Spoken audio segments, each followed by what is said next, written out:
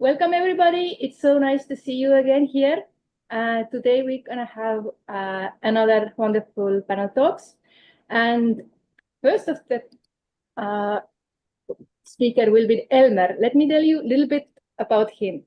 Elmer has been a member of the Theosophical Society since early 2021. And as of October 2024, proudly serves as one of the 7 brave souls of the new World Federation of Young Theosophists board.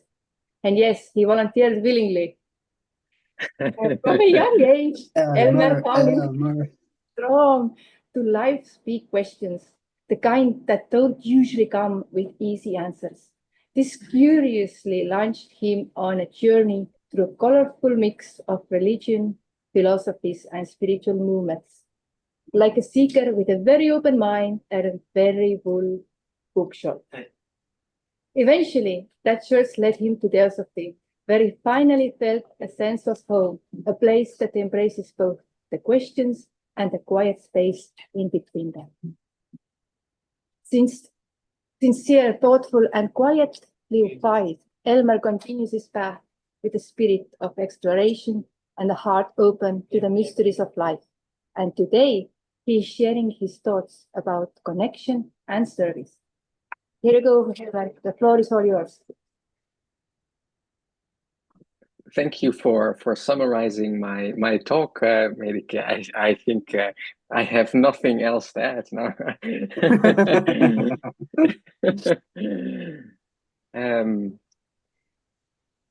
Thank you. Thank you for inviting me as well, first of all, Medike. Yeah, where to start?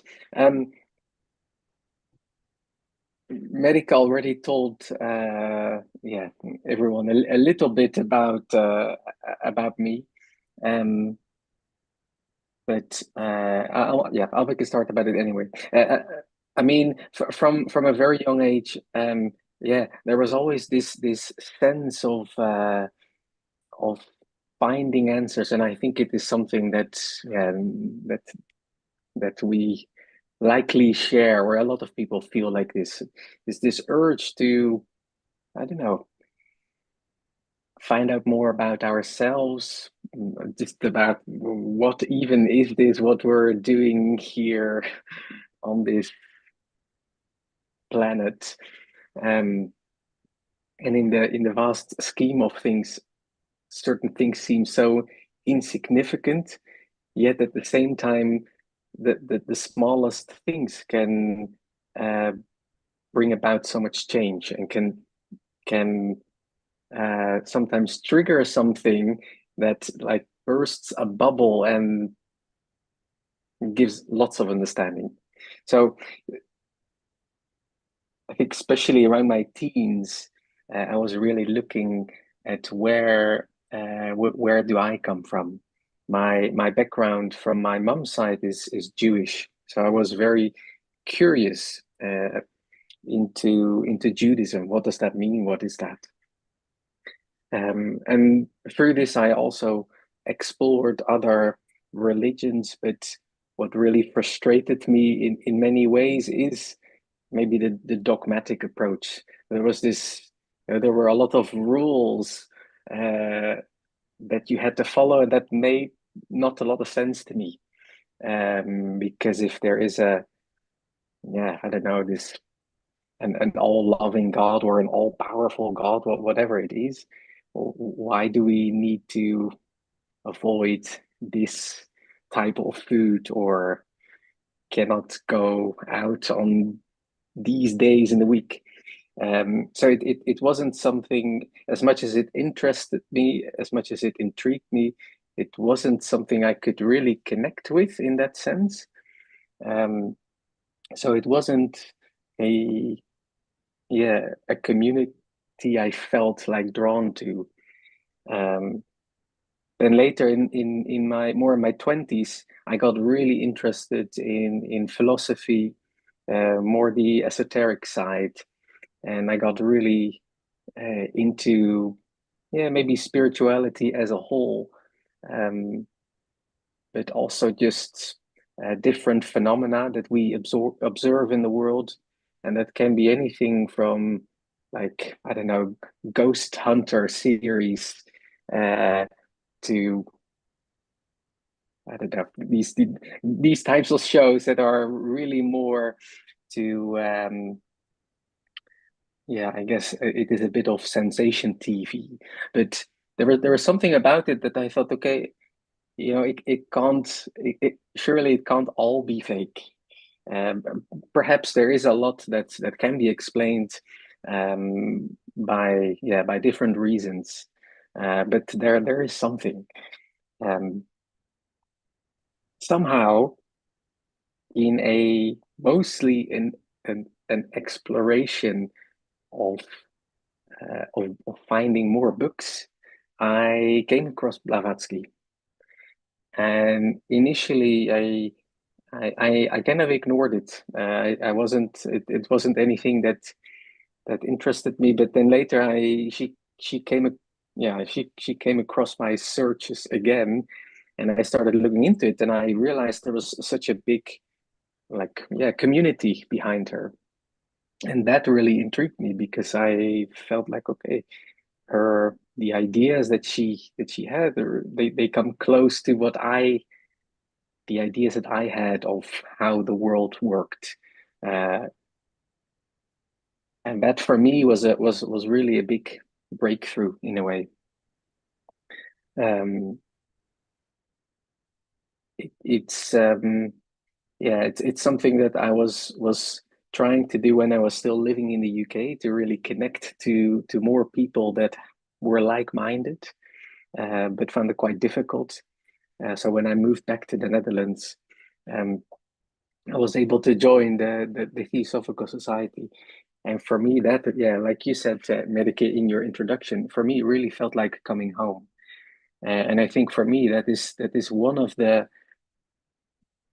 core principles, perhaps, of Theosophy that really means so much to me. And that's this, yeah, the ability to connect to people, but it's not just to connect to people. I really feel like we are able to see each other as human beings. You know, it's not, it's, we're so quick to just in work and maybe in school, in studies, even in family, day-to-day things, yeah, we just go about our lives, but it doesn't happen very often, or at least not in my work anyway, that you really look at someone as another human being that is going through something, rather than just another person that you're just interacting with. I don't know if that makes sense.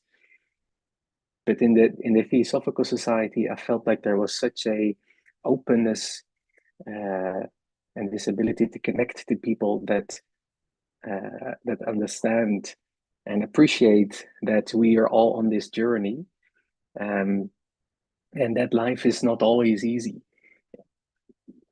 Arguably, you could say life throws a lot at us, continuously, and that's okay. You know, that it's okay to also go through those difficult periods, to go through those struggles. It's often difficult to see either the purpose or to make sense of these of these things that are happening when you're in it. But at least in my experience, always when looking back, there is always something to learn and to gain from it. If anything, to know what you should not do, or what you don't like. But there's always some lesson to be taken from it. But in any case, for me, this is really one of the biggest aspects of the Theosophical Society that means a lot to me. Yeah, this this brotherhood or sisterhood. What other neutral word is there? I can't remember right now, but where in which everyone is welcome. Siblinghood or kinship. Siblinghood, yeah, that's the one.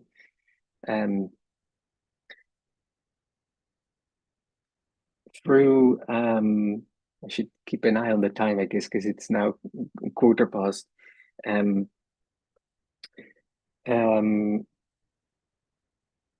Through this connectedness in the society, I think that's really what drove me to more service, but perhaps it's service is a word that is maybe not always understood or welcomed in all for all people, and then I don't really mean the Theosophical Society, but just in general. But for me, the service is really a bit of the passion I have in me for the Theosophical Society. It's something it's something I really care about, and that's what drives me to do a lot for the Theosophical Society as a whole. It's I mean, I'm very active at the ITC, as some of you might know, and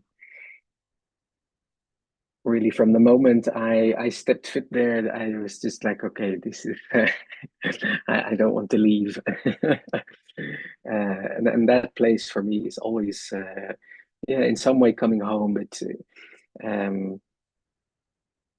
it really is like stepping into a bubble almost, and in, I mean that in the most positive way, not even in a where you're completely shielded off, but it just feels like maybe some people would feel in a church. It's such a safe environment for me. So really, these are the two main things that yeah, that Theosophy in general, I think, have brought me, because out of that comes the bit of spiritual growth, of that whole journey of discovery and finding out who am I, who are we, where are we going. Yeah, not sure what else I can add at this point. I don't know if there are any questions. We will come to the questions in the end. Right. We will listen others, and people can think. So, but if do you have something to say for the finish your fine sharing right now? My final thoughts.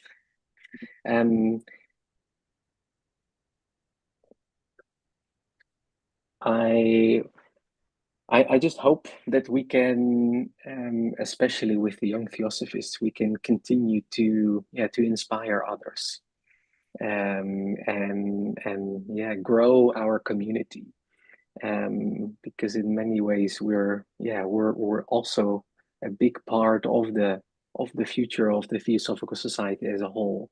Not the only future. There are many people that join the Theosophical Society at a much later age, so I'm confident that it's not all down on us, but I think we can play a major role in in what the Theosophical Society looks like in the future.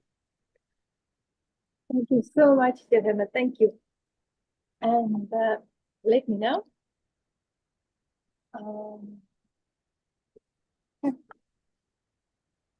Let me now tell you a little bit about Clover.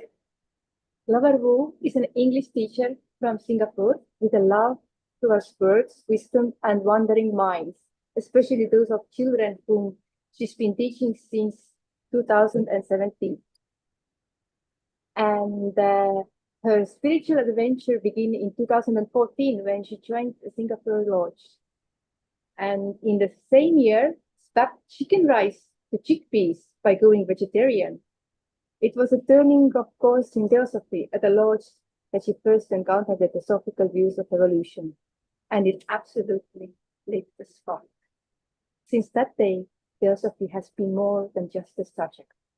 It becomes a guiding light on a journey that's been both deeply transformative and full of wonder. Clover brings a joy, open-hearted presence to everything that she does, blended spiritually and everyday life in a way that both are grounded and inspiring. And today she is going to share about how about life is beautiful. So here you go, Clover. The floor is yours.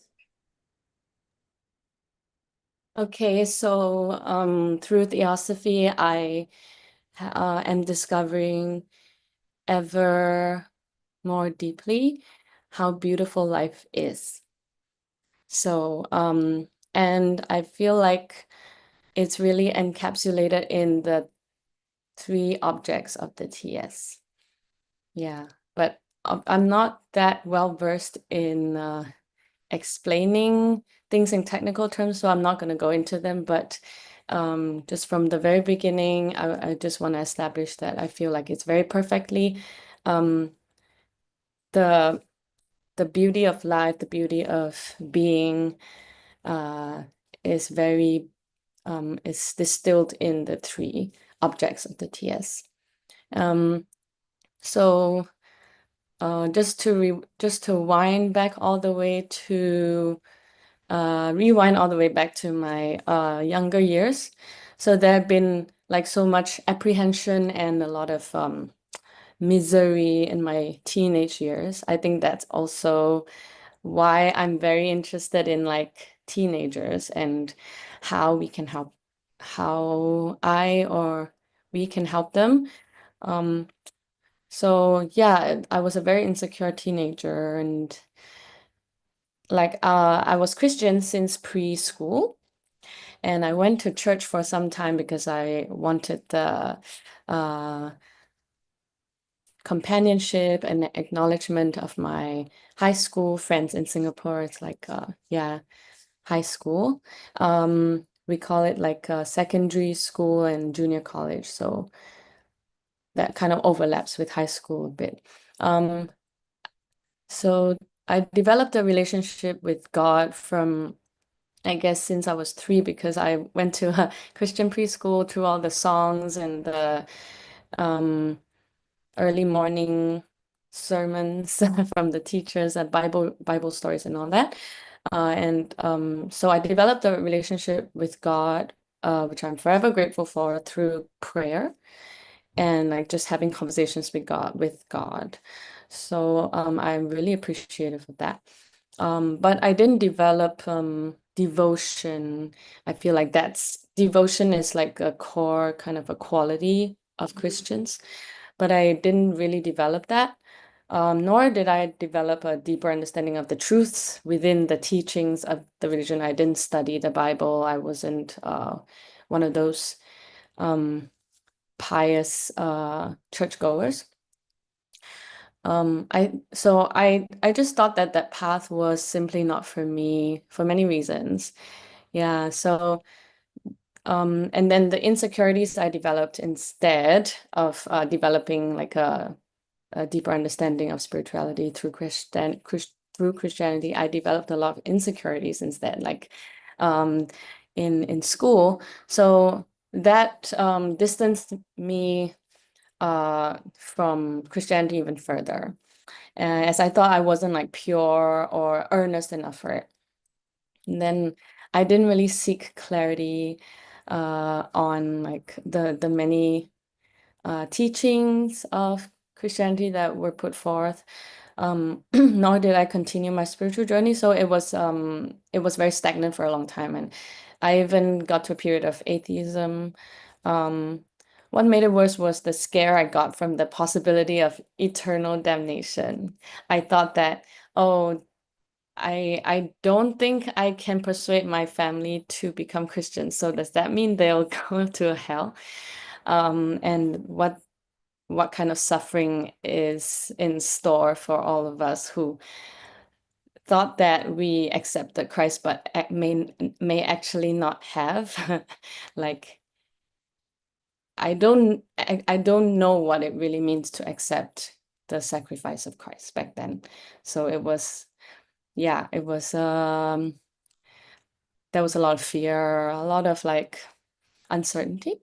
So when Theosophy found me, it was like my world opened up and so many things started falling into place. I attended the Singapore Lodge Theosophy 101 course, which is called the ACT, Leo knows. So a course in Theosophy, and it's a really, really wonderful course, 8-module course that covers like the basic concepts of Theosophy.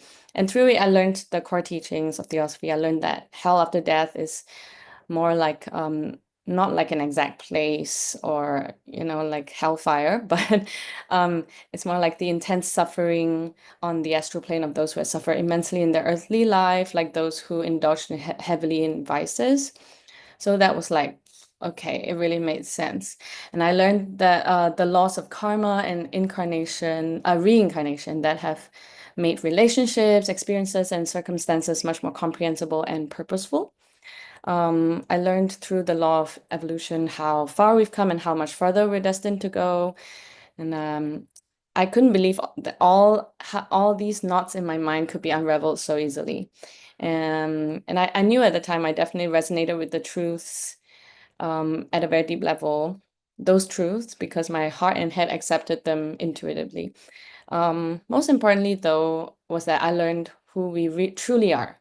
So knowing that the love and harmony I feel with people and nature aren't just spiritual, you know, because God is spiritual, but they spring forth from me because I'm essentially spiritual. So that was a major breakthrough for me in terms of my understanding and my spiritual growth.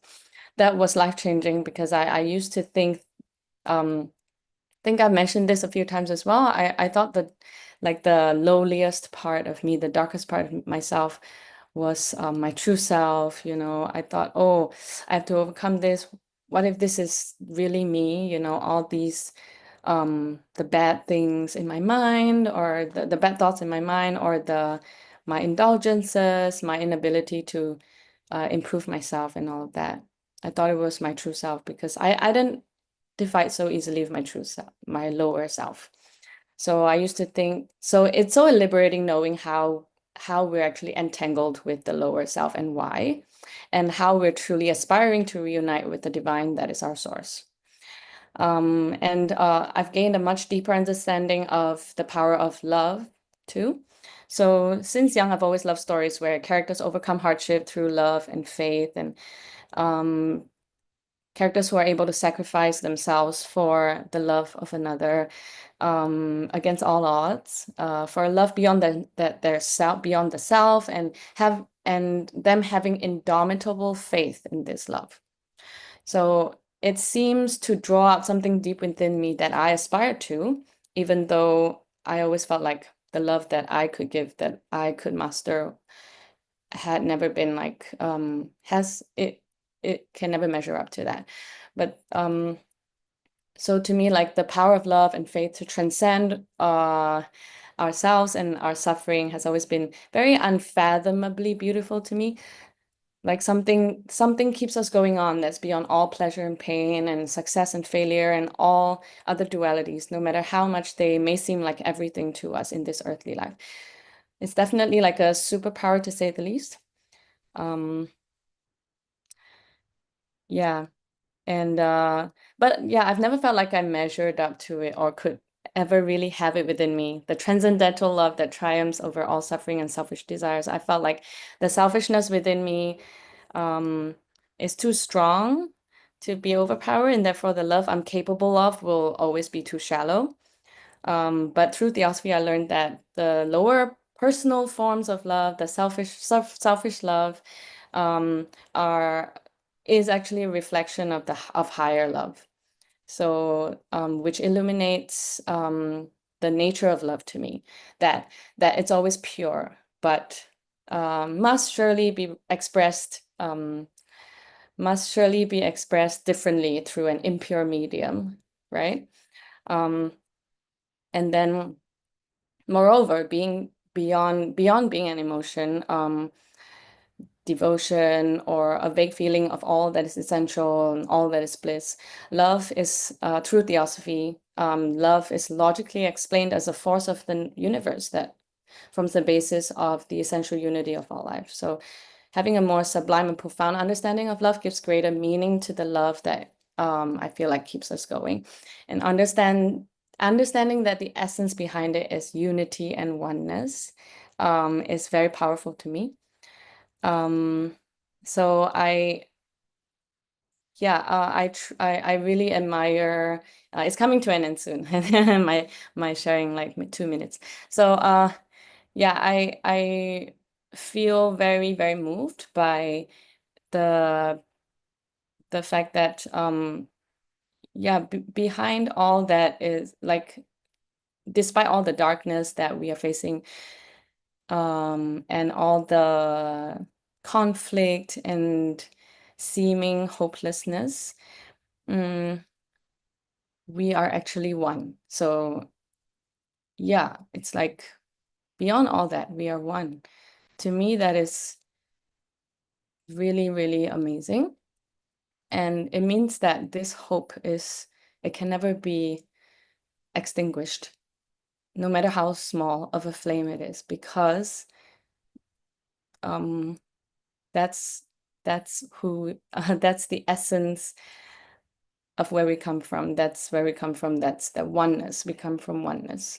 So yeah, that's why I really admire. I'm gonna end off with a quote from that Kurt shared. Maybe I can just share this on Zoom so everyone can see. It's about the mind of the masters.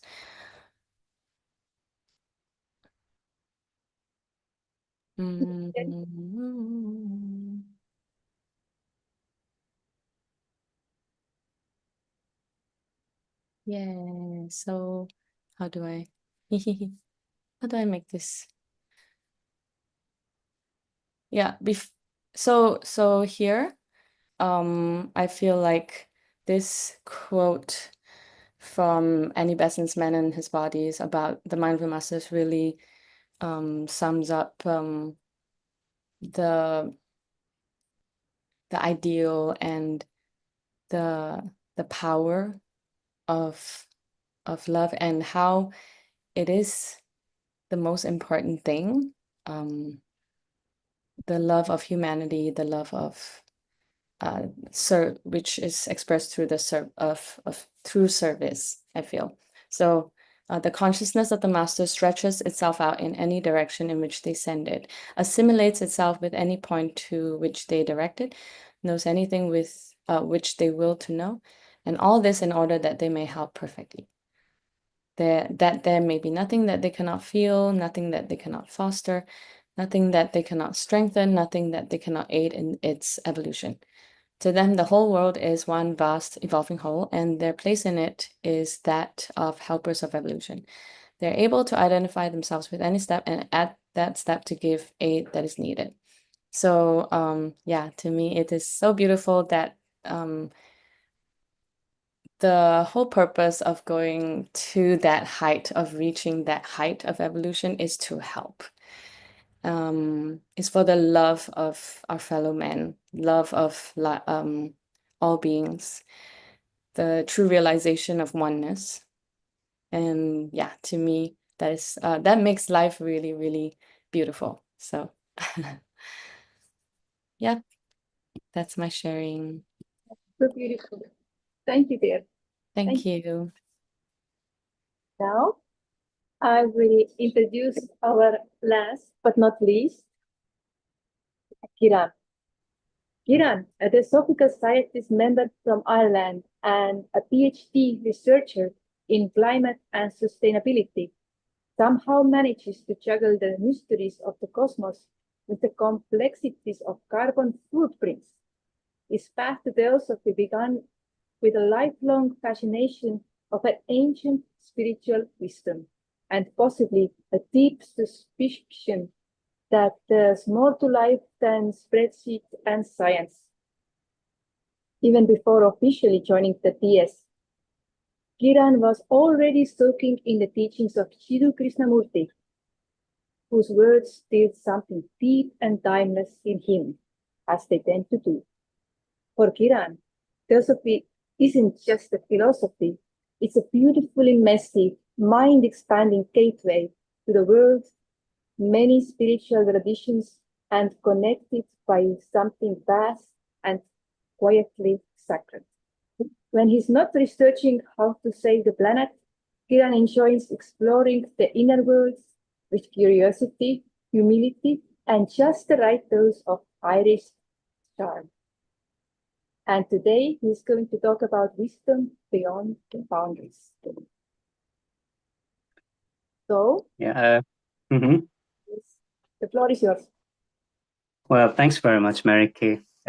What you forgot to mention there was that I also like to annoy people in my free time, but you guys already know that, so you did not reiterate that. But yeah, well, thank you. So yeah, what was I going to talk about today? Oh yeah, well, how has Theosophy inspired me? When you first asked me to talk about this, the one thing that really came to my mind was just, the broad range and depth of wisdom that Theosophy has to offer. So, just to get started with the talk, I would say that it's the wisdom beyond boundaries that is something that really inspires me about Theosophy. But to kind of give a brief context about my journey, very similar to Elmer's, I would say. But if you throw Elmer in India, it would be somewhere along the same lines. But I'd still, I give a quick recap. Born and raised in a Hindu family, and as you know, in India, religion is all around you. You've got these, numerous temples and all kinds of traditions. So naturally, kind of, a child that was on the believer side.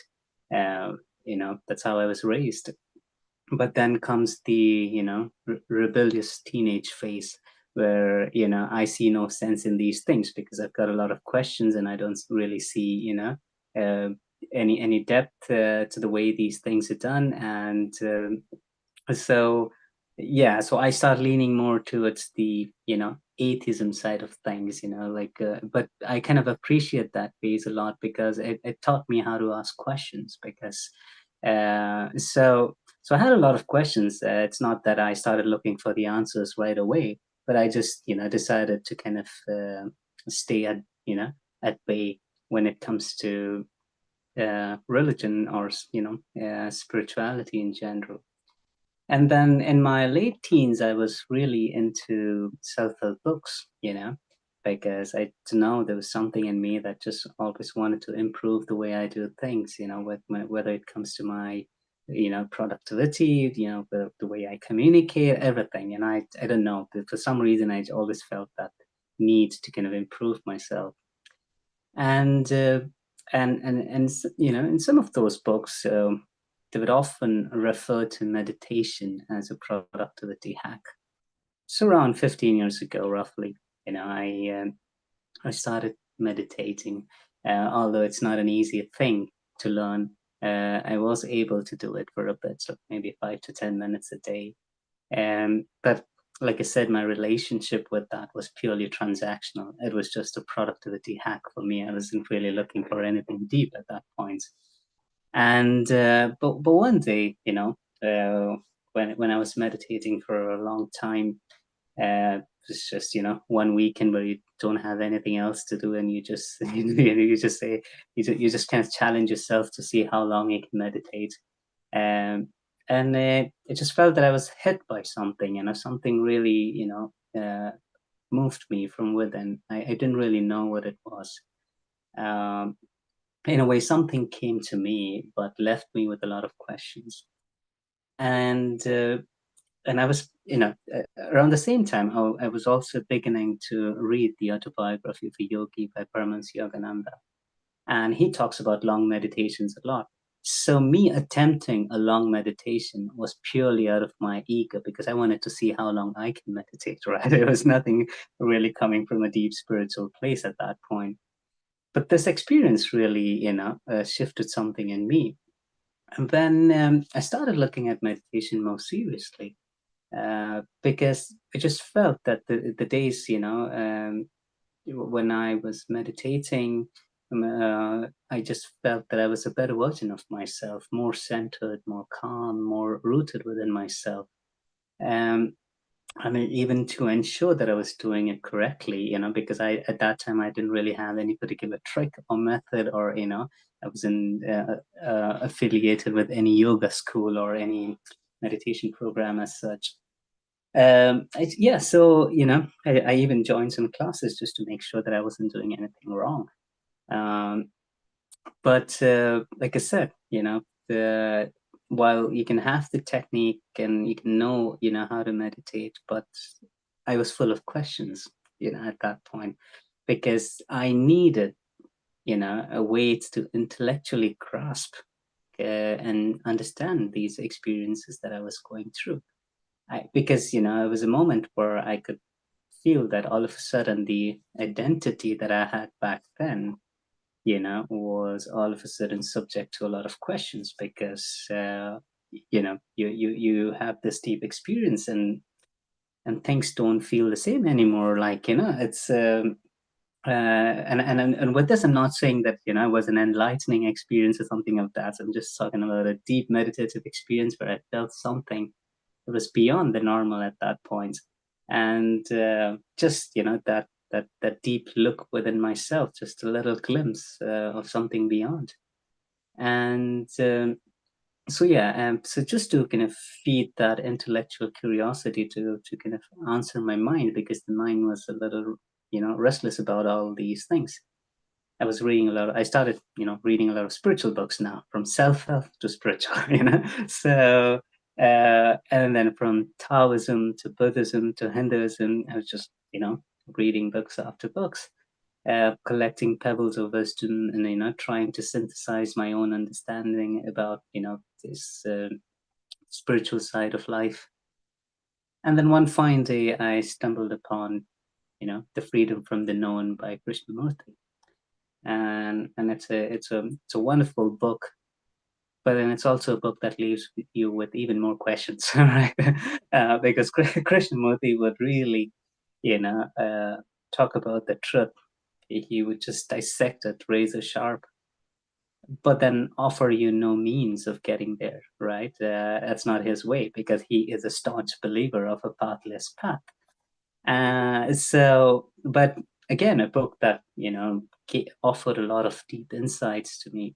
But I am not Krishnamurti. We are not Krishnamurti. So so I just started wondering as to how did he get here? Like what was his journey?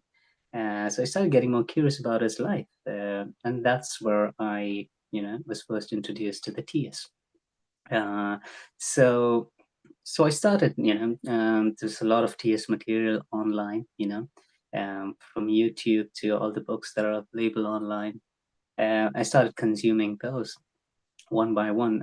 In the beginning, it was mostly the TS lectures on the YouTube channel, especially by people like Joy Mills and Pablo Sender, some of the TS speakers that I really admire. And then in the beginning, it was Annie Besant's writing that kind of was more of was something that I kind of aligned more with, to get started with.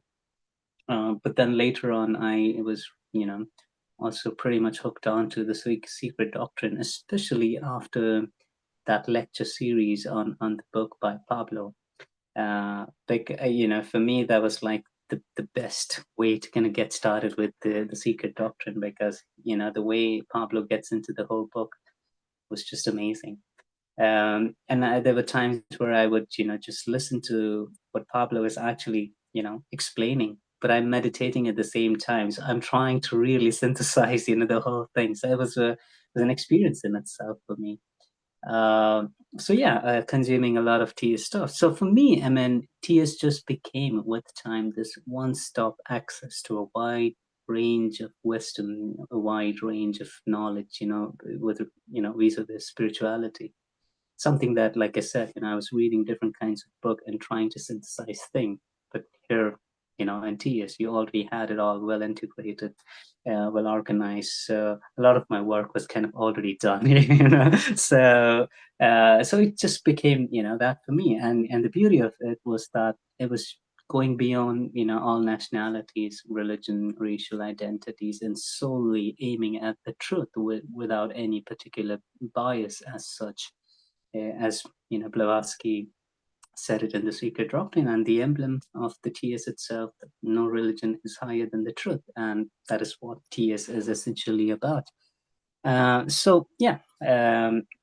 It was just kind of inspired me in a way to appreciate different traditions and different schools of wisdom, different set of views in a way, and just became a sanctuary for my intellectual curiosity, if I may say that. With time, just referring to the TS material from time to time, it's helped me deepen my spiritual understanding. It provided me with the lens to the perennial wisdom across all traditions, a place where I can connect with people that are equally curious, spiritually inclined, a place where I can learn, grow, and serve. So I just felt, I would like to quote Elmer here. It felt like coming home. So I pretty much second that. So like a quick recap, what really inspires me about Theosophy? Yes, when it comes to the depth of knowledge it has to offer, it's definitely unmatched. But I wouldn't say it's just the cosmology, the planes of existence, or the letters from the Mahatmas, or discussions around them.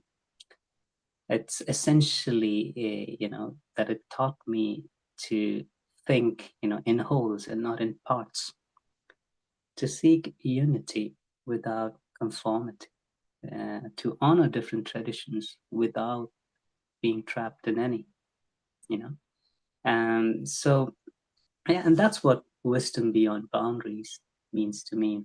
And I'd like to quote what Annie Besant said: Theosophy is not a religion, but religion itself, a wisdom religion, the root of all others. So with that, I'd like to conclude my little talk. Thank you very much. If you have any questions, of course, I'm more than happy to answer. Did I keep the time, Mary Kay?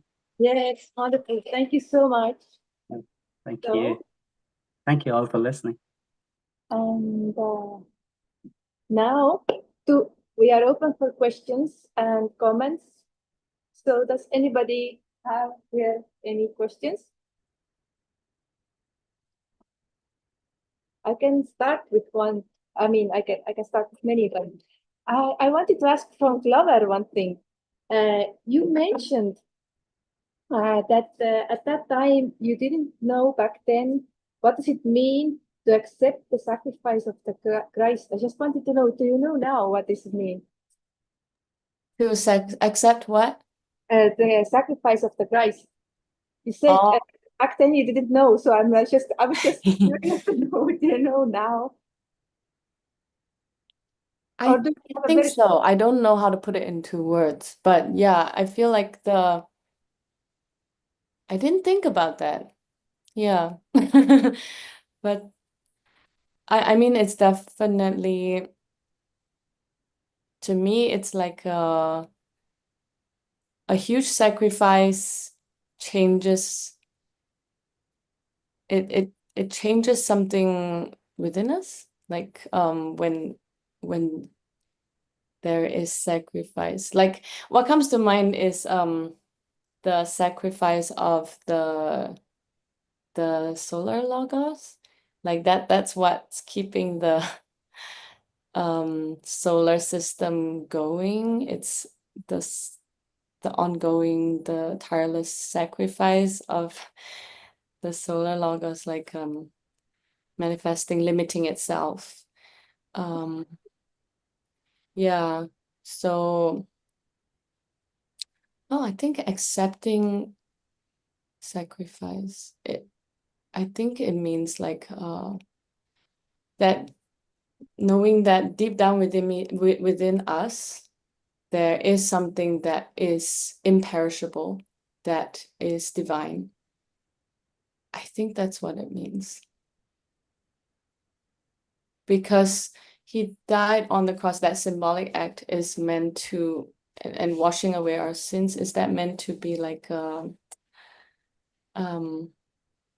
letting us know who we really are, like the spirit, like yeah, that I don't know how to put it. I'm not very good with words, but yeah, that the fact that we can transcend the body through love, through sacrifice as well. Yeah. So But beautiful. love, the impact of sacrificial love on us is very big on anybody, right? When you put it like this, I remember this very beautiful quote that I, in a few last years, heard that the physical body is growing by taking things, but spiritual body is growing by giving. And I think the sacrifice is, in that sense, giving service. So, Elmer or Kiran, would you like to comment on that? I was just gonna say, if you could just transfer about $1 million, dollars in my account just to grow your spiritual body, I'd really appreciate that. That was for you, Americans. I, if that's the only way to grow my spiritual body, I'm thinking it will remain quite small. You have to donate to the right person. Am Someone I who's not the not right? asking for donations. Well, you have noble intentions behind that, which I haven't disclosed yet. No, but you said, Clover, that you were struggling with words, but there at the end you really had it. You just said, like, about sacrificial love, and Mary just kind of just quoted this, saying that the spiritual body grows by giving. It's beautiful. Yeah. I think it also reminds me of how Harry Potter's mom sacrificed him. Not sacrificed him. Harry Harry Potter's mom sacrificed herself to save him, and I remember Dumbledore was saying why Voldemort can't touch Harry. That lightning bolt there kind of, yeah, it's like it sucked the power out of Voldemort, but also he can't touch Harry because of his mother's love. But he also said this is a very old magic that is older than the ones they were using. He said, like, I think love is the oldest, and yeah, this was very nice. Elmer, would you like to comment? Well, I sometimes struggle a bit with the idea of when is service truly an act of service? Like, are you when is something truly like selfless service? Are you still allowed to enjoy service? This is something I think about sometimes. But I don't necessarily have a clear answer to it. But it is as much as I sometimes feel like it's something I'm passionate about. I do enjoy. It also feels like the right thing to do. And I think it's good to follow that feeling.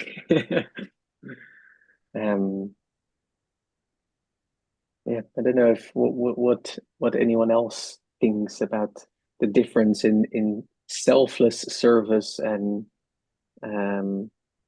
Performative service is the yeah, word, yeah. maybe. Yeah, although performative service already sounds like really something on the other end of the scale.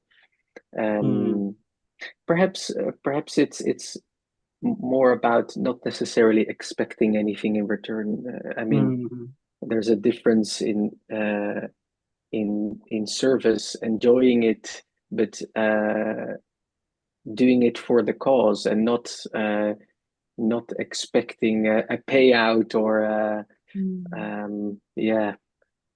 or anything in return, really, rather than indeed what you just said, where it's you're really only doing it because, I don't know, it's going to bring you somewhere, or it's going to self-gain, really. Or perhaps like I think it's inevitable that we would, I mean, as long as we're still here, you know, struggling with this lower self and still evolving, I think it's inevitable that we would feel some attachment to the service that we are giving. But I think the key is to probably to kind of cultivate this awareness of this attachment, and gradually, I think as we become more in touch with our intuition, then but still I think that would be because we are still entangled here. Oh yeah, I think someone raised their hand. Oh, yes. Sagar. Hello. Sagar. Hello, everyone. Good to see you. Hey, Sagar. Good to see you. Yes, happy to see you all. So, really nice to listen to your stories. One thing that really, I mean, of course, there's so many things that really I feel related. My question is, like Elmer mentioned, and then Kiran mentioned that as well.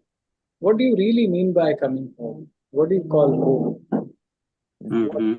Can you put that in? Can you expand that?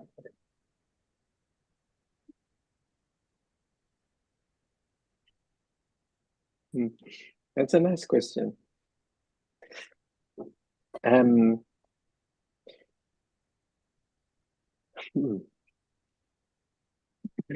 So, if I look at my own background, I've never had a very close relationship with my family, and doesn't mean that that I'm not connected with my family at all. But I mean, yeah, there are different types of families, right? Some families are like best friends, and they are super close, and others not so much. And I think, in some way, they're from that, from perhaps having to grow up to a certain extent from quite a young age.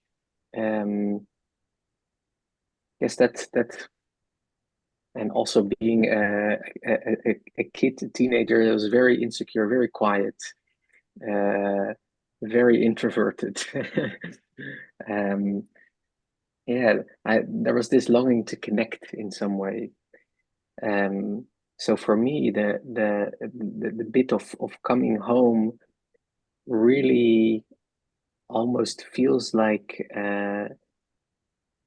coming home to this family, coming home to and the funny thing is, the family is not even anyone specifically, but it is really the group as a whole.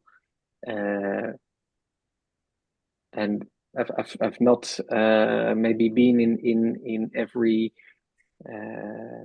like in lots of places, like theosophical lodges or so. I can't speak from experience that it is definitely the same everywhere. But for the places that I have been, it has always been very open and welcoming. I think that's the main thing. And I'm not saying that my family is not open or welcoming, but it's a certain feeling that I cannot really describe.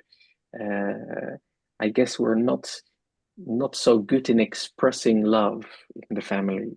And I think in the Theosophical Society, we're much better at that.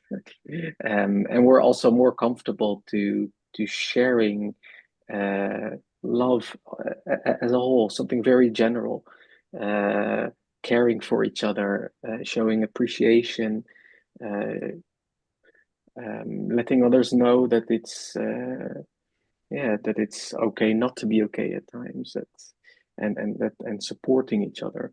I think that's maybe for me what it means, the coming home. Thank you. Yeah, I think something just along the lines of what Elmer said. There's something external and internal, but again, external and internal is intertwined. So externally, a sense of community, a sense of deep acceptance, a place, connections where you can talk about things that you're truly interested about, discuss about your struggles too, because it's not all hunky-dory when it comes to these journeys. So you do go through a lot of chaotic phases, and you don't feel like the crazy one in a way, although I am sometimes. But you still feel a bit, you still feel accepted. But this acceptance on the outer side also helps you kind of accept yourself deep within. And so it's two directional. I would say it's bi-directional in that sense. It's the inner acceptance, kind of fostering your own ability to accept others the way they are, and others accepting you fosters the way you accept yourself. And that exchange is what to me feels like coming home. It's in a way it's symbiotic, it's harmonious. It's just a place or a feeling or a shift within yourself where you feel that you can let your guards down. That's coming home. Thank you. Clover, would you give your version also what you think is coming home, for does it mean for you? Oh, I agree with what Elmer and Kiran said. I experienced the same thing with this community as much as they do. I think in my own words, I would say that we know that we are because I feel at home here because we know that we are beyond this personality. Like, I guess everyone who's here resonates with that. Yeah. So to me, that makes a lot of difference. Like, that's where true acceptance, acceptance can be made possible, and friendship that is beyond self-gain is there's less suspicion of that, of friendship for self-gain. And whereas in the world, you can't be too sure of who you can trust, even though, of course, most people are nice. But within this WFYT community, within the TS, I feel like, everyone knows you for that you are not this person who is stumbling and making mistakes over and over again, and that everyone is trying their best to evolve. And even if you stumble, everyone else is stumbling too along the way. Yeah. So it's just that, let's say, empathetic or compassionate way of connecting. Understanding that we're all trying to seek the same, stuff. So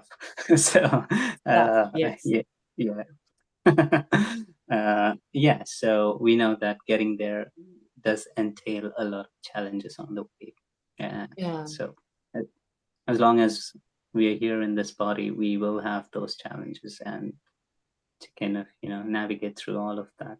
It's not an easy job anyway. Yeah. So, and each one of us knows that we all are going through that, you know, to different degrees, maybe to same degree, you know, but it's happening. So yeah, I think it's just that deep understanding of the other is what again adds to how we feel.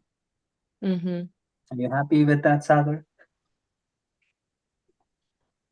Partially. Partially. But thank you so much for your responses. We'll be happy to hear it. Kiran, you mentioned the Krishnamurti, and you mentioned also this book, Freedom of Unknown. I think I have not yet read it fully. Can you bring out the thought, or maybe a few that was like the most inspiring? So a person. Yeah. There's one bit that I vividly remember. Because, you know, in the book, of course, Krishnamurti is asking a lot of questions, and there's this one section about, and I was going through a particular phase in my life at that point. So it was about, you know, human beings crying. And it was like, who do we cry for? You know, when you cry, who do you cry for? You know, do you cry for the other, or are you crying for yourself? You know, is it you know, is it self-pity? Is it the death of your ego that you're crying at? It was something along those lines. It's seldom that we cry for others, you know. And that at that point, I mean, this was years ago, almost 10, 11 years ago when I read the book. But it was quite, you know, revealing for me. And the book is all, you know, he has lots of questions, the questions that we're supposed to ask. You know, Krishnamurti is all about deep self-inquiry. So when you read Krishnamurti, you just know he's going to keep throwing questions at you. Of course, he would give you a lot of answers and at least indicate, you know, the direction that you should think in. But so I mean, I remember this bit, you know, very clearly, because it was quite revealing for me in the moment back then. Thank you so much. I remember I see a video clip somewhere I had the same thing, and I was also, wow. I was thinking back when somebody close to me was dying, that just died. And when I finally cried, and then I was thinking back, I was thinking like, was it actually, like I was thinking back, like I thought it was something like nice or virtuous that I was crying, but was it actually? Like, if you're really honest, actually, did I cry for her or myself? And I very much like Krishna. By the way, I think it's Krishnamurti's birthday today. Yes. Yeah, it is indeed. Yeah, so, Oh my God. yes. How auspicious. How auspicious, yes. Yep. On that account, Elmer or Clover, do you have anything else from Krishnamurti you would like to bring out that you especially love about some of his teaching, or something that he reminds you of? If there's anything that Krishnamurti reminds me of, or anything that I would like to mention,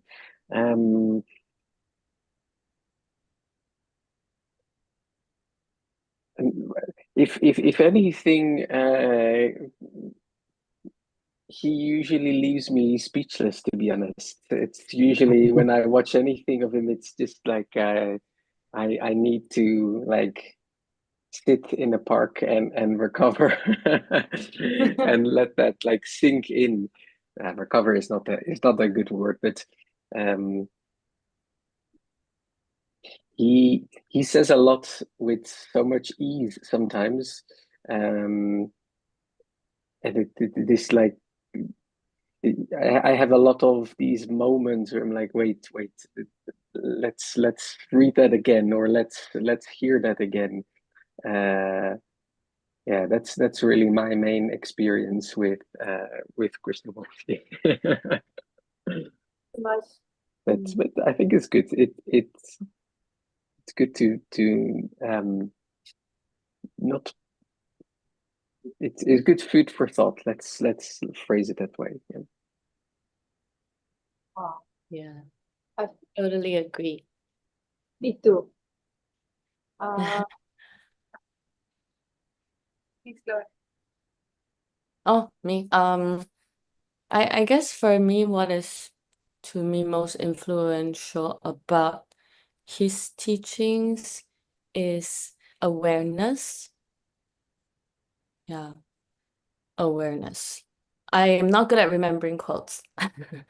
And I have not watched a lot of his videos, but I have read a few chapters of his book. I forgot the title. Yeah, but awareness, definitely. I think it's very powerful. This is the most important one, like I said. I know one quote because Harry is quoting it quite often. The truth is a pathless land. Mhm. And this is one of the first things I remember about what he says, and I often think about it. Like we have several ways to really reach there. And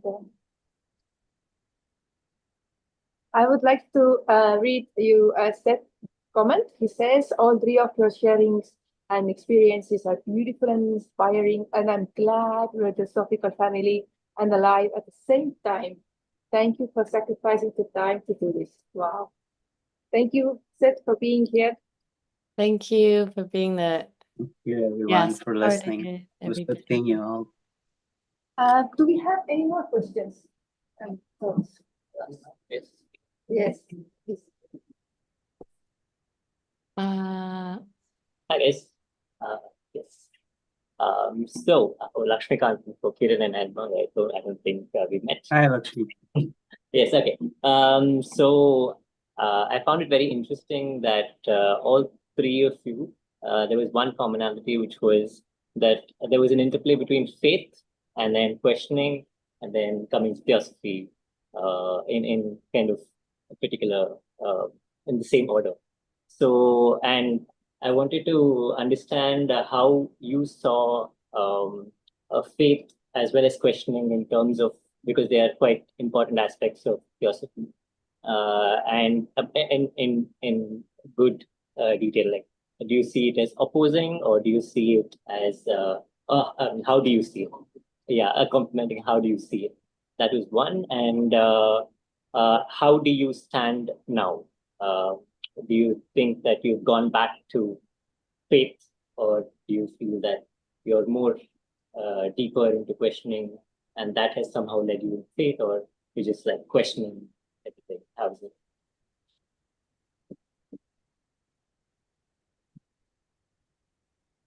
Are you going first, Elmer? Sure, I can go first. Let Yeah, Kiran go go first, because he keeps taking things from others. So Sagar wants Kiran to be first, so he cannot take thoughts. Go away, Sagar. Well, that's no. why. Okay, no, come on. Okay, I That's can why go. you No, wanted to that's be not a last. problem. I was just respecting the sequence. Yeah. Anyway, no. Well, I mean, for sure. I mean, I still continue to ask questions, but it is through, I mean, questions again are for the mind. I mean, it's the mind that needs answers. It's not the soul. But when you have some deep experiences, like experiential understanding rather than just intellectual consumption of things, that's I would say that's the difference. Because when you are solely intellectually consuming stuff, sometimes you'd be left with way more questions, or you would then try to recreate those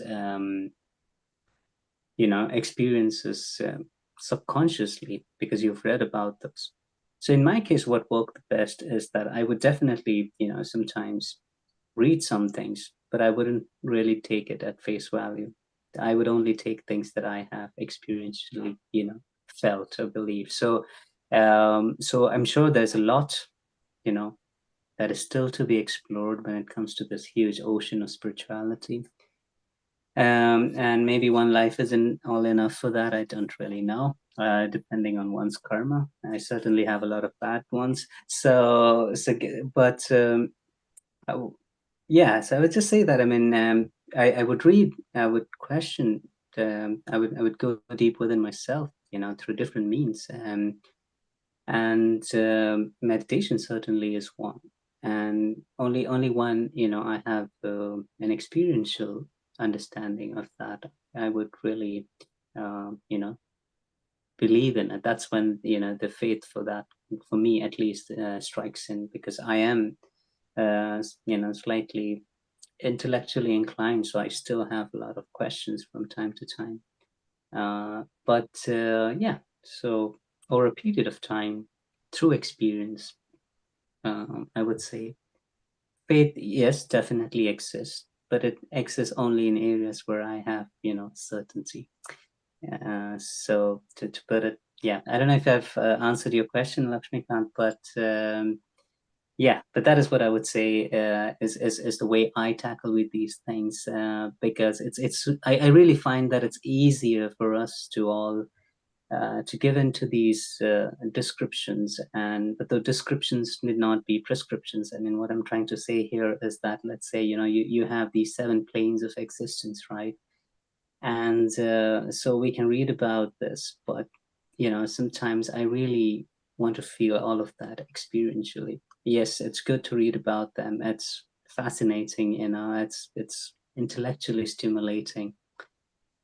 But is it something that I know experientially? That is always, you know, something is at the center of everything that I read or indulge in.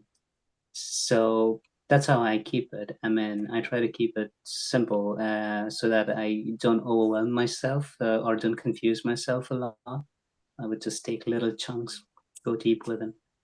And only when I can affirm the same experientially, I would try and dive into the other aspects. So one tiny step at a time, but it's the experiential understanding, in addition to, of course, intellectually grasping things, because the mind is chaotic, especially when you're going through, you know, these kind of journeys.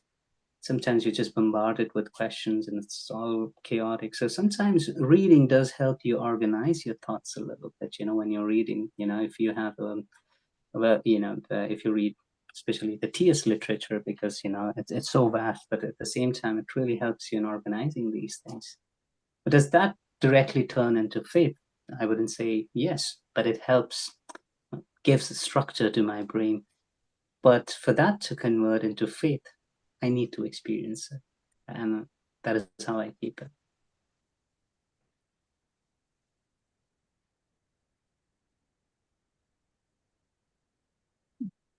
Well, you are so Very quiet. nice hearing. Any of the other?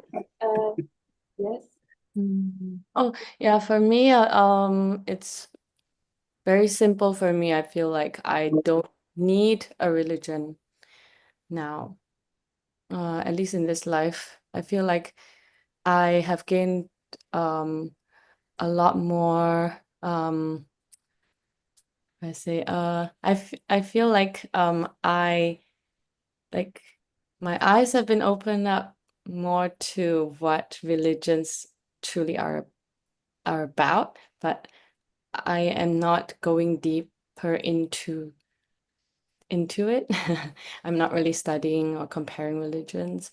I feel like, but I appreciate them much more, and I love the beauty and the ceremonial beauty of some religions and some so-called religions like Buddhism. I love the esoteric side of it. I love the esoteric side of all these religions, basically. But I don't feel like I need to have any of these religions.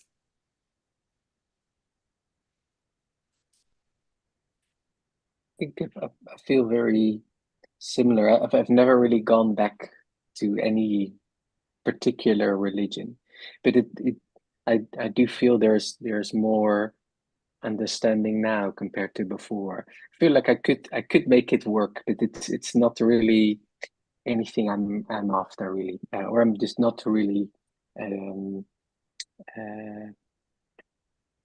Yeah, at this stage for now, I don't really see myself going back to any particular religion.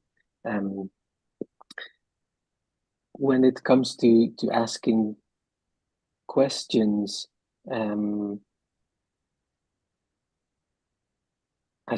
I do still ask a lot of questions, but perhaps I'm not as driven as before, and it's not because I'm not interested. Maybe partially it's more in balance now, that there's also a lot from an individual perspective where sometimes you need to take the experiences as they come, and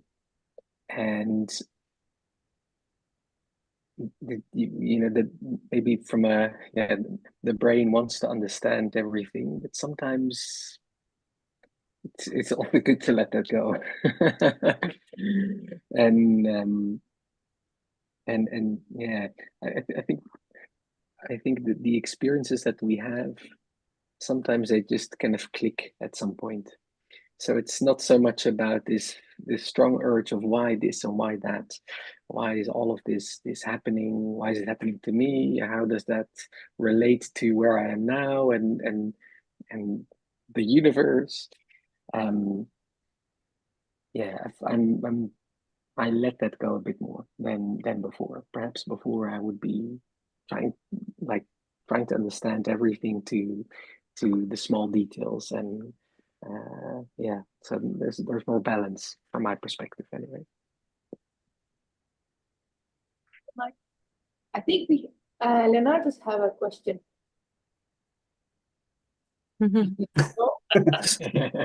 Are you just throwing him under the bus? Wow, there's a on me. No, I don't have any question, but I really enjoy the fact that I get to really focus on enjoying you guys and your flavor, for the lack of a better term. Because when we talk in the group before, it is always like there is a topic, then there are always questions and answers, and then it's like, but to be able to really focus on enjoying you guys when you talk, sharing, it is something that is beautiful. Thank you for sharing. Oh. Thank you. Thank you. Thank you. If you have yourself something to add in the end.